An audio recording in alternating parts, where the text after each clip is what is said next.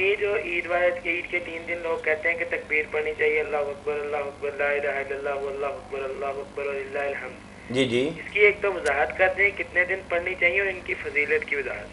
अच्छा ये आपने एक बात कही है कि 3 दिन पढ़नी चाहिए। हाँ जी।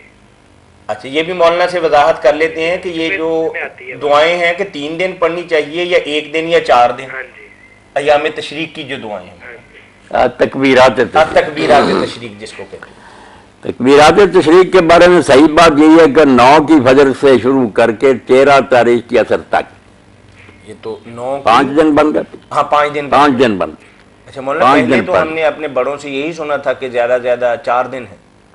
नहीं, तकबीरात तशरीक तो सारे मानते हैं ना कि 5 दिन ही है। नहीं हमें ये पता ईद की नमाज के बाद शुरू होनी है और 13 की असर तक जारी रहना। ना ईद हमारा तो मामूल यही था मौलाना। आज से ईद से एक दिन जो पहला ना यौम अरफा 9 अच्छा अरफा के दिन से शुरू करनी, फजर की नमाज के बाद से शुरू करके 13 तारीख की असर तक, यानी खमसा अय्याम बन गए। नमाजों के बाद भी कहना और आगे पीछे भी पढ़ते रहना, बहुत दोहराना इसको। ये जिक्र ही है मौका का। अच्छा ये तो हो गई सबसे फजीलत ज्यादा इसी जिक्र की है कि इन दिनों में यही करें।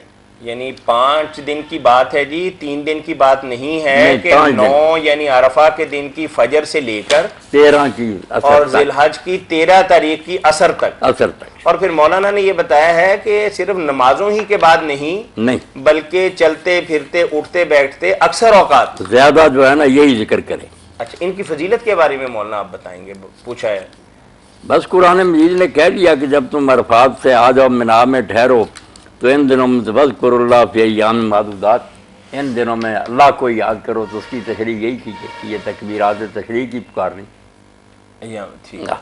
और आपने ये भी बताया कि ये जो दिन हैं 4 या 5, आपने बताया कि इनका अफजल तरीन अमल जो है, अफजल तरीन अमल ये है कि अल्लाह की तकबीर, तहलील और हमद 3 जिक्र आ जाते हैं। अल्लाह अकबर, ला इलाहा इल्लल्लाह, लिल्लाहिल हम्द, फिर उनको तरतीब जोड़ दिया गया। चलिए बात वाज़ेह हो गई जी।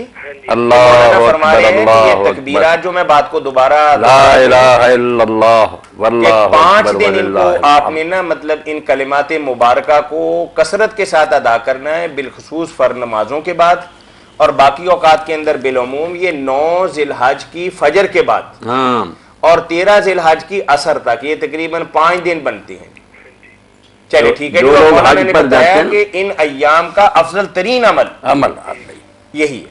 हज पर जाने वाले भी यही करें। 13 तारीख 9 तारीख की फजर से ना लब्बैक के साथ साथ ये भी, इसलिए अरफात को जाए ना वक्फे से लब्बैक भी कहते जाएं, दरमियान में ये तकबीरें भी कहते जाएं। जैसे हमारे बाकी मसाइल हैं आमीन, रफ़ाइदैन, ये वो, इसी तरह इनमें भी कोई इख्तलाफी बात है कि बात कहते हो कि भाई ठीक है ईद के दिन ही कुछ वक्त के लिए या फजर के बाद जो नमाज ईद पढ़ते हैं उसमें ही हमने इसकी अदायगी करनी है या 1 दिन करनी है, या सभी के यहाँ ये मुत्तफ़क़ुन अलैह बात है कि ये दुआएं जो हैं ये इख्तिलाफ तो हर बात में है ही ना, उलमा का अपना अपना इल्म है।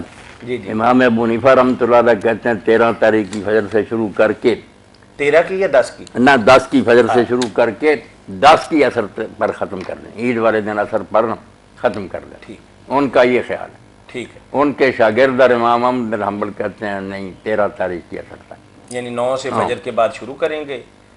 चलिए बहुत शुक्रिया जी आपके कॉल करने, जी बारक।